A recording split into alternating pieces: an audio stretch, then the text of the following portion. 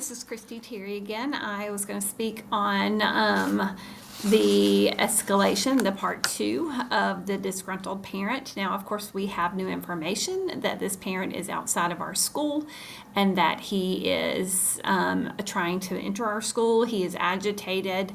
Continuing looking at our school safety protocol directs us to remain in a soft lockdown. At this point, the threat is still outside of our building, and so we want to make sure that our perimeter is secure and that we want to make sure that he cannot gain entry into our building. We also want to make sure that we are remaining calm and that we are in constant communication with law enforcement and then also with our district safety and security team.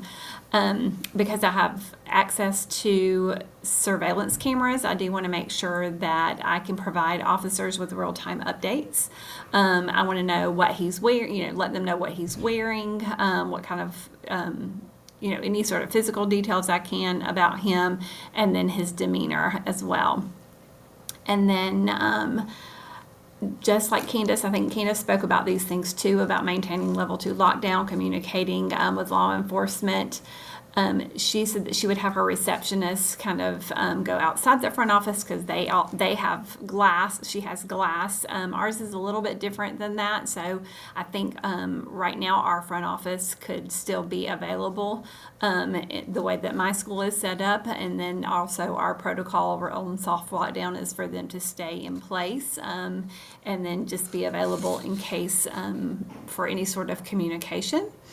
And then as principal, of course, I serve as the school site safety coordinator, and with my assistant principal acting as alternate site coordinator. Our safety plan in our district designates specific roles for different staff members. So I have someone who is responsible for different things during a crisis situation. I have people who have already prepared like some emergency to-go bags. I have, of course, a nurse on hand that does that has all of our safety bags and our emergency first aid things.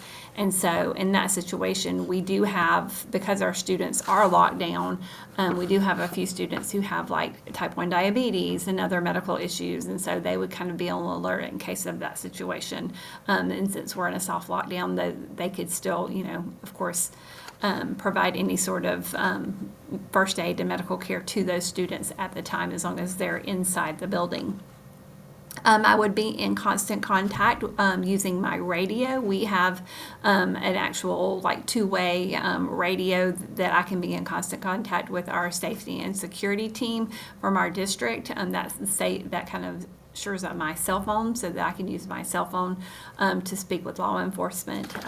As far as communication with our parents and community communication, of course, that goes through my PR department and my superintendent, and then they would send out that communication through Infant Campus Messenger is typically how they do that. And then, so inside my building, the expectation would continue that teachers and students would continue to shelter safely in their classrooms and proceed as normally as possible. Teachers have that one main responsibility, and so it is to stay calm and just kind of keep their classroom secure and kind of reassure students and just keep a normal as possible pace to their day. My role is to ensure that the suspect remains outside of the building and that law enforcement has the information they need in order to act quickly. I spoke about this on for the first video, but talking about Trump and the fact that he emphasizes that crisis plans are only effective when roles are clear in practice. And this situation highlights the importance of assigning and rehearsing responsibilities in advance. So when stress levels do arise, staff don't guess what to do. Like, they know what to do. They know what their role is, and they've practiced those roles.